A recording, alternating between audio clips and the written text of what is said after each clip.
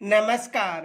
आज हम जो विद्यालय प्रबंधन समिति यानी एसएमसी है, इससे जो मोस्ट पर्सन बनते हैं उनकी चर्चा करेंगे कि विद्यालय प्रबंधन समिति से कौन कौन से पर्सन बन सकते हैं। देखो, विद्यालय जो प्रबंधन समिति है इसका जो उल्लेख है आरटी जो एक्ट है 2009, इसकी जो धारा 21 है वह 22। देखो, धारा 21 में एसएमसी का उल्लेख मिलता है और धारा 22 है उसमें जो विकास योजना एसएमसी के द्वारा बनाई जाती है उसका उल्लेख मिलता है।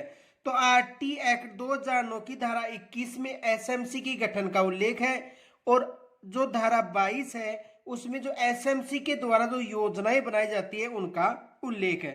तो आज का जो हमारा टॉपिक है विद्यालय प्रबंधन समिति, तो इससे कौन कौन से पर्सन बन सकते हैं। देखो, इससे एक तो ये पर्सन बन सकता है, विद्यालय प्रबंधन समिति का अध्यक्ष होता है।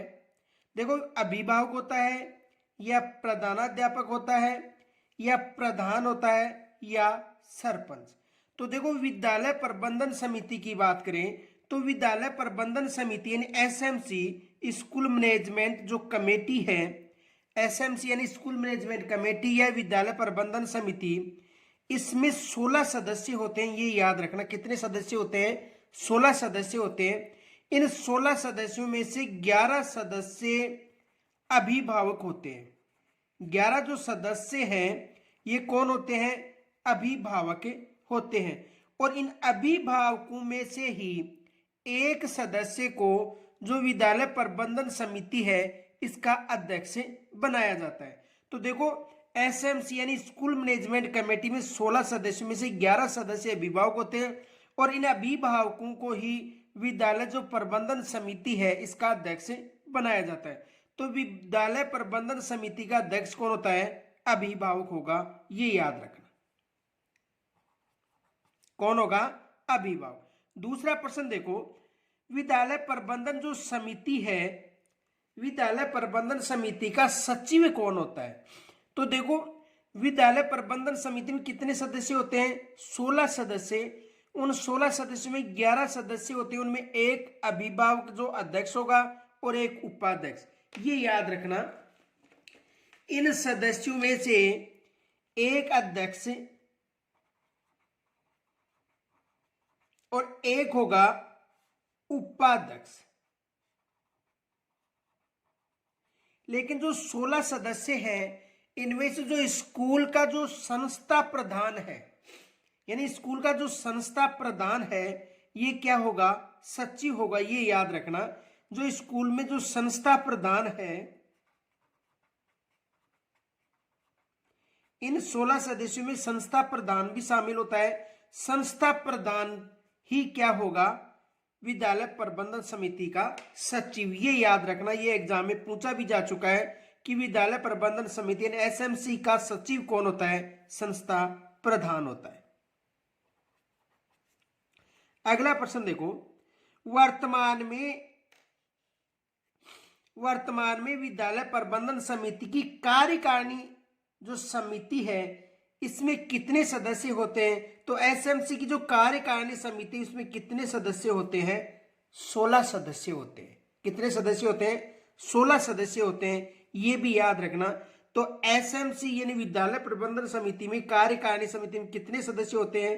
16 सदस्य होते हैं। देखो, 2 समिति होती है, एक साधारण समिति,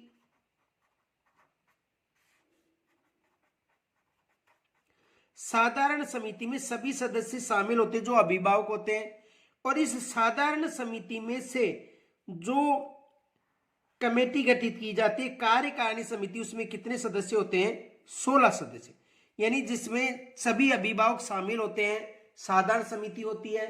और साधारण समिति में से जो 16 सदस्य जिनमें से 11 अभिभावक होते हैं, तो साधारण समिति के जो सदस्य होते हैं 11 अभिभावक किसमें शामिल होते हैं? कार्यकारिणी। तो वर्तमान में विद्यालय प्रबंधन समिति कार्यकारिणी समिति में कितने सदस्य होते हैं? 16 सदस्य होते हैं, ये याद रखना। और इन 16 सदस्यों में से 50% महिलाएं होंगी, ये भी याद रखना। कितनी प्रतिशत महिलाएं? 50% यानी 8 महिलाएं होंगी। और लगभग 75% यानी 11 सदस्य कौन होंगे? अभिभावक। यह भी पूछा जा सकता है कि कार्यकारिणी समिति में कितने प्रतिशत अभिभावक होंगे? 11%। और कार्यकारिणी समिति में कितनी महिलाएं होंगी? लगभग 50% यानी 8 महिलाएं होंगी। तो वर्तमान में विद्यालय प्रबंध समिति की कार्यकारिणी समिति में कितने सदस्य होते हैं? 16 सदस्य। अगला प्रश्न देखो, किसके द्वारा विद्यालय विकास योजना तैयार की जाती है? प्रधानाध्यापक के द्वारा, अभिभावक के द्वारा, एसएमसी के द्वारा या राज्य सरकार के द्वारा? तो जो भी विद्यालय विकास योजना है ये किसके द्वारा बनाई जाती है? एसएमसी के द्वारा विद्यालय विकास योजना बनाई जाती है। तो इसका आंसर क्या होगा? एसएमसी। यानी किसके द्वारा जो विद्यालय विकास योजना तैयार की जाती है? एसएमसी के द्वारा। अगला प्रश्न देखो, विद्यालय प्रबंधन समिति की कार्यकारिणी समिति में कितनी प्रतिशत महिलाएं होनी चाहिए? आपको अभी बताया था कि 8 महिला यानी 50%। कितनी प्रतिशत महिला होनी चाहिए? 50%। तो देखो 33%, 50, 75 या 80%। तो विद्यालय प्रबंधन समिति की कार्यकारिणी समिति में कितनी महिलाएं होनी चाहिए? 50%। अगला प्रश्न देखो,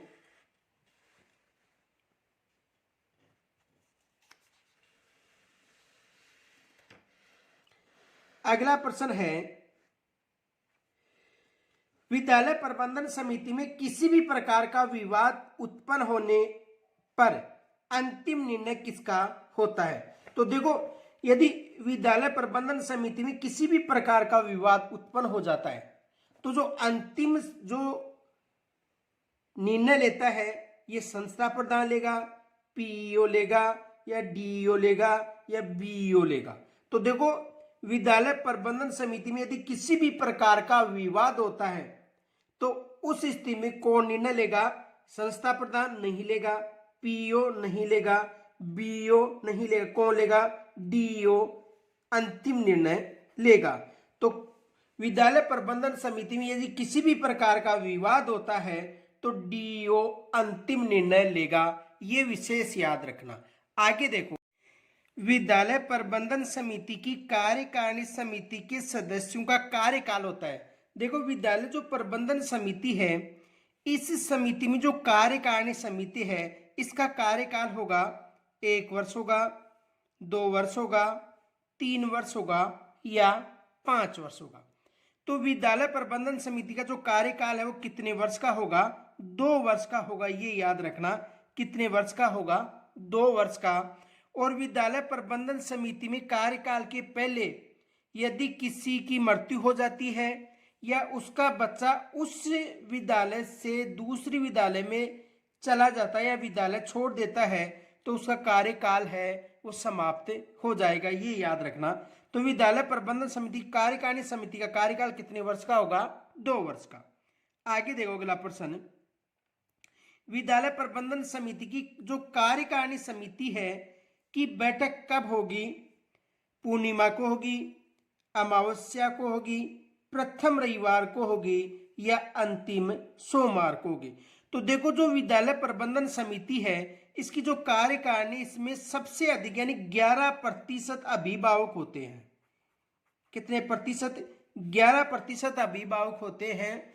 और अधिकतर जो अभिभावक हैं ये किसी न किसी कार्य में लगे हुए रहते हैं। इस कारण जो अमावस्या है, अमावस्या को अवकाश रहता है। इस कारण यह निर्णय लिया गया कि जो विद्यालय प्रबंधन समिति की जो कार्यकारिणी समिति है इसकी जो बैठक है प्रत्येक माह की अमावस्या को होनी चाहिए, क्योंकि जो भी अभिभावक हैं, जो भी कार्य करते हैं, उनकी अमावस्या को अवकाश रहता है। इस कारण विद्यालय प्रबंधन समिति की जो कार्यकारिणी समिति है इसकी बैठक कब होनी चाहिए? प्रत्येक माह की अमावस्या को होनी चाहिए। अगला प्रश्न देखो, आरटी एक्ट 2009 की किस धारा में विद्यालय प्रबंधन समिति का उल्लेख मिलता है? पीछे बताया था कि आरटी 2009 की किस धारा में, तो देखो धारा 21 में। कौन सी धारा? धारा 21 में विद्यालय प्रबंधन यानी स्कूल मैनेजमेंट कमेटी का उल्लेख मिलता है। तो किस धारा मिलता है? धारा 21 में। और एक याद रखना, एसएमसी है, इसमें कुल 30 धाराएं हैं। कितनी धाराएं हैं? कुल 30 धाराएं हैं। उनकी 21वीं धारा में किसका उल्लेख मिलता है? एसएमसी का उल्लेख मिलता है। तो देखो आरटी एक्ट 2009 की किस धारा में विद्यालय प्रबंधन समिति का उल्लेख मिलता है? तो धारा 21 में इसका उल्लेख मिलता है। अगला प्रश्न देखो, विद्यालय प्रबंधन समिति का कार्य क्षेत्र है। देखो विद्यालय प्रबंधन समिति का जो कार्य क्षेत्र है, कक्षा 1 से 8 तक होगा, कक्षा 9 से 12 तक होगा, कक्षा 11 व 12 होगा, या उपरोक्त सभी होगा। तो देखो विद्यालय प्रबंधन समिति की बात करें, एसएमसी की बात करें, तो एसएमसी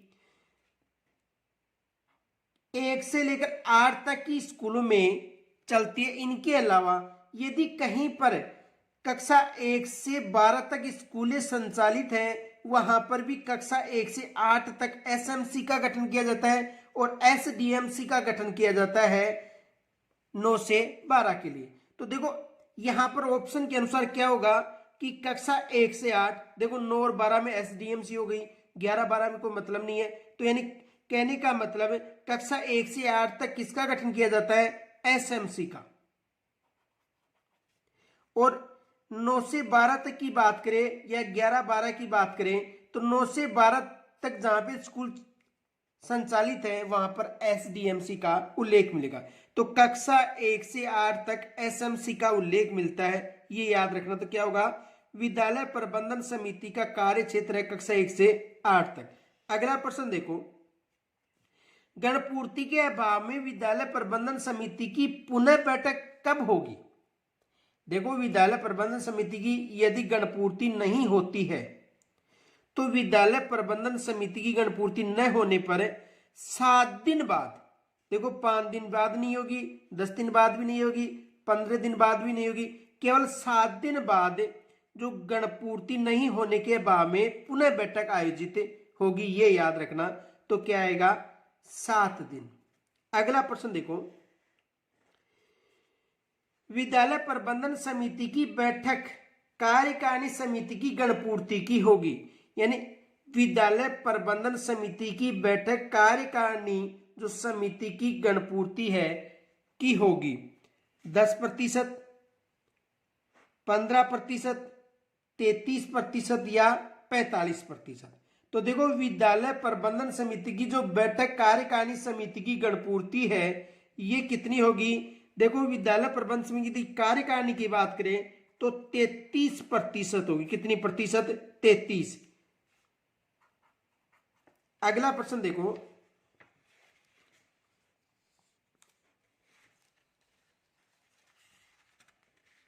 अगला प्रश्न है विद्यालय प्रबंधन समिति की कार्यकारिणी समिति का अध्यक्ष होता है।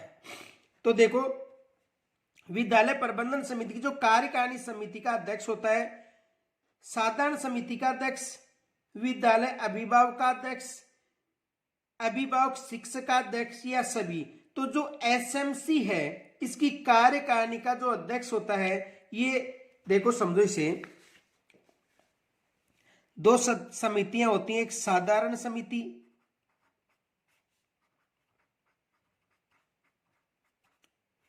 और एक कार्यकारिणी समिति।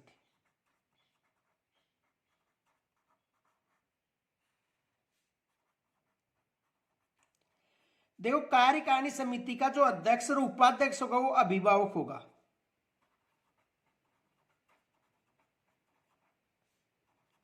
जो अभिभावक है यही अध्यक्ष होगा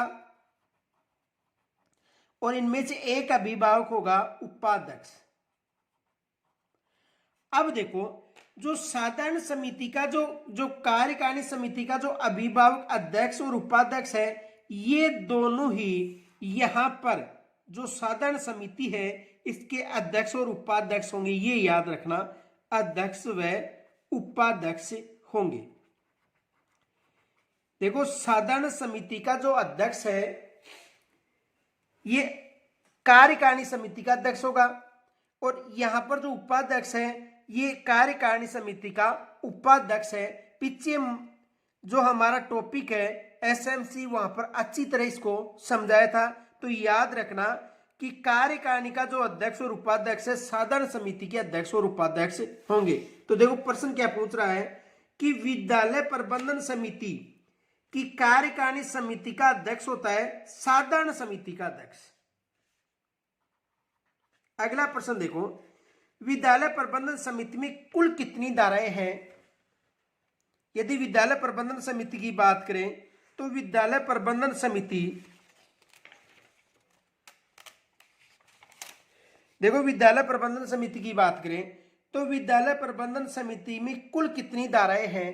पीछे अच्छी तरह समझाया था कि विद्यालय प्रबंधन समिति में कितनी धाराएं हैं, 20 धारा, 30 धारा, 39 धारा और 52 धाराएं। तो विद्यालय प्रबंधन समिति में कितनी धाराएं हैं? 30 धाराएं। ये प्रश्न पूछा जा सकता है कि विद्यालय प्रबंधन समिति में कुल कितनी धाराएं हैं।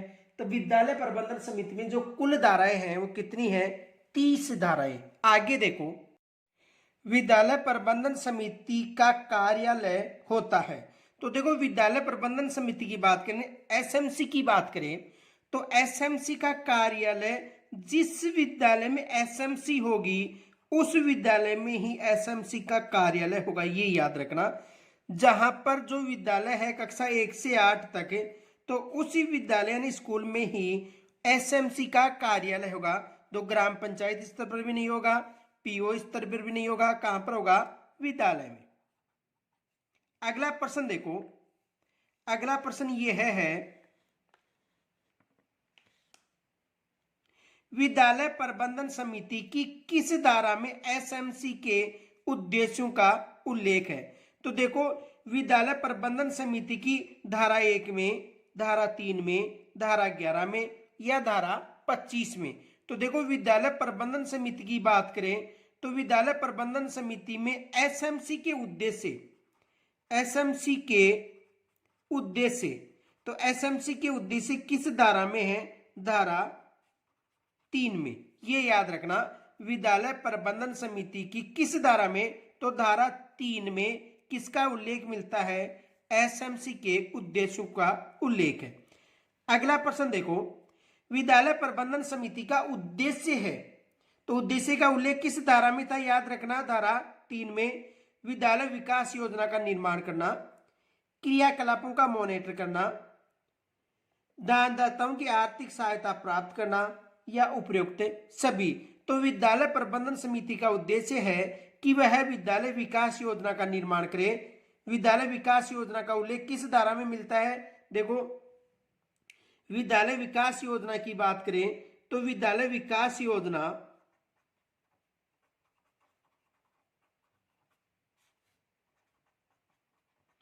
का जो उल्लेख है धारा 22 में मिलता है, ये याद रखना। विद्यालय विकास योजना का उल्लेख किस धारा मिलता है? धारा 22 में, ये याद रखना। तो विद्यालय विकास योजना का निर्माण करना सही है, क्रियाकलापों का मॉनिटर करना भी सही है, दानदाताओं को आर्थिक सहायता प्राप्त करना भी सही है। इसमें क्या आएगा? उपयुक्त सभी। अगला प्रश्न देखो, अगला प्रश्न यह है एसएमसी की साधारण सभा का उल्लेख किस धारा में मिलता है? तो देखो एसएमसी की बात करें, 2 सभाएं बताई थी, एक साधारण सभा और एक कार्यकारिणी। तो साधारण सभा का जो उल्लेख है धारा 5 में मिलेगा या धारा 11 में, धारा 20 में या धारा 30 में। तो देखो एसएमसी की साधारण सभा का जो उल्लेख है धारा 5 में मिलेगा। अगला प्रश्न देखो, अगला प्रश्न यह है कि एसएमसी की साधारण सभा के सदस्यों की सदस्यता समाप्त हो सकती है। तो एसएमसी के जो साधारण सभा है उसके सदस्यों की जो सदस्यता कैसे समाप्त हो सकती है? मृत्यु होने पर, त्याग पत्र देने पर, निर्वाचित नहीं रहने पर या सभी। तो देखो एसएमसी के साधारण सभा के जो सदस्य हैं इनकी जो सदस्यता है ये मृत्यु होने पर भी समाप्त हो सकती है, त्याग पत्र देने पर भी, और निर्वाचित नहीं होने पर इसमें क्या आएगा, उपयुक्त सभी। अगला प्रश्न देखो, विद्यालय प्रबंधन समिति की साधारण सभा की बैठक की गणपूर्ति है। तो देखो, यदि कार्यकारिणी समिति की बात करें तो कार्यकारिणी समिति की जो गणपूर्ति है ये तो कितनी प्रतिशत है, 33%। कार्यकारिणी कितनी है, 33। लेकिन यदि साधारण समिति की बात करें तो साधारण समिति की जो गणपूर्ति है ये 25% होगी। ये ध्यान रखना विशेष। यदि साधारण सभा की बात करें तो साधारण सभा में गणपूर्ति कितनी होगी, 25%। और यदि कार्यकारिणी सभा की बात करें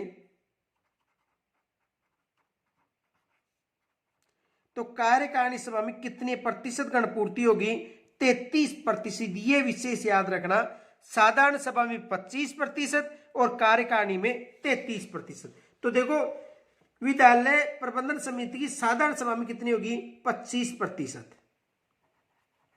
अगला प्रश्न देखो,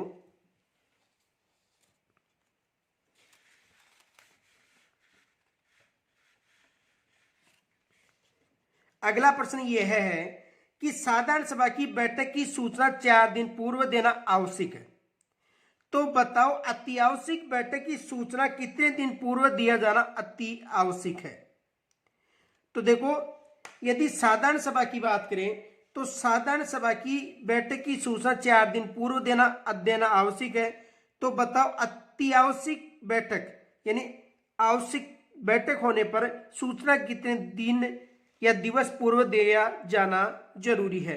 तो देखो, 2 दिन पहले, 1 दिन पहले, उसी दिन या 1 घंटे से पहले। तो देखो, अति आवश्यक सूचना होने पर 2 दिन पूर्व बैठक की सूचना दी जाना जरूरी है। साधारण सभा की बैठक की सूचना कितने दिन पूर्व दी जाती है, यह भी प्रश्न बन सकता है।